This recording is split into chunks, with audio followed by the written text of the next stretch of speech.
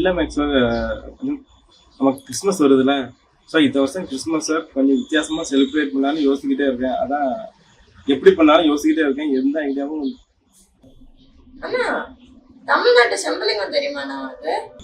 யாரு அவரு?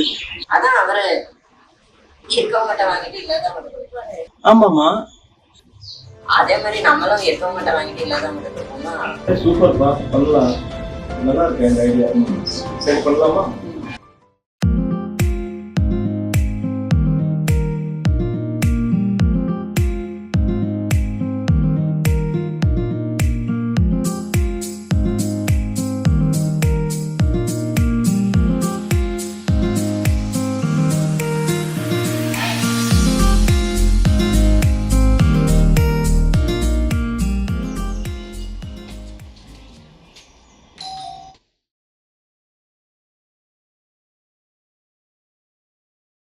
யாரு?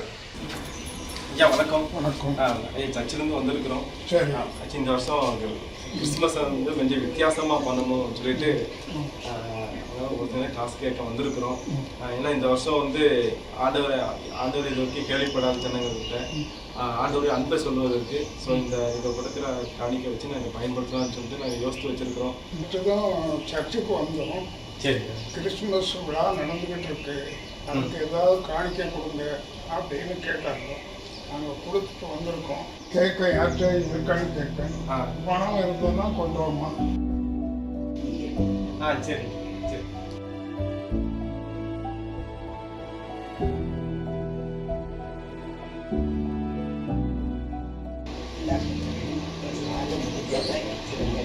ரொம்ப தேங்க்ஸ்மா. தேங்க்ஸ். சரி சரி, தேங்க்ஸ்.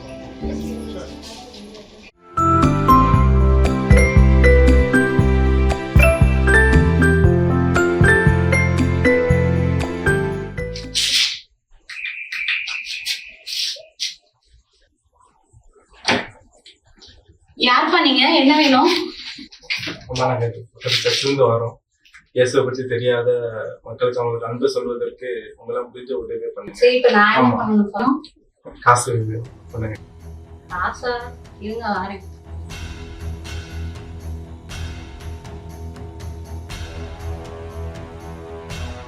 யார் பண்ணீங்க?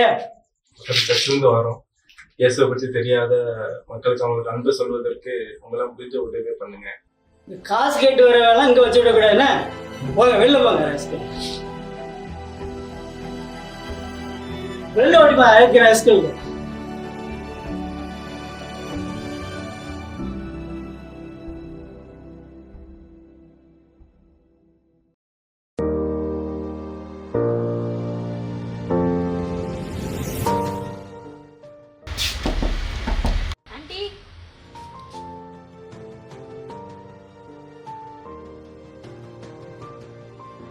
இங்க ஏன்டா வந்தீங்க? கிறிஸ்மஸ் டைம்ல உங்க பாப்பி ஜோமிட்டு இந்த கிஃப்ட் கொடுக்க வந்திருக்கிறோம்.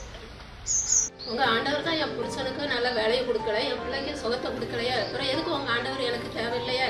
நீங்க போகலாம், கிளம்புங்க. நீங்கள் அப்படி சொல்லாதீங்க. நாங்கள் விசுவாசிக்கிறோம். ஏசப்பா கண்டிப்பாக உங்கள் கணவருக்கு நல்ல வேலையை கொடுப்பாங்க, உங்கள் மகளுக்கும் நல்ல சுகத்தை கண்டிப்பாக தருவாங்க. நம்ம ஜோம் பண்ணலாம். அவர் எல்லாம் செஞ்சுட்டாருன்னு திரும்ப ஆண்டவர்னே சொல்றீங்க. ஜெபம் பண்ணா மட்டும் எல்லாம் மாறிட போகுதா? ஒன்றும் மாறாது, அதே நிலைமை தான்.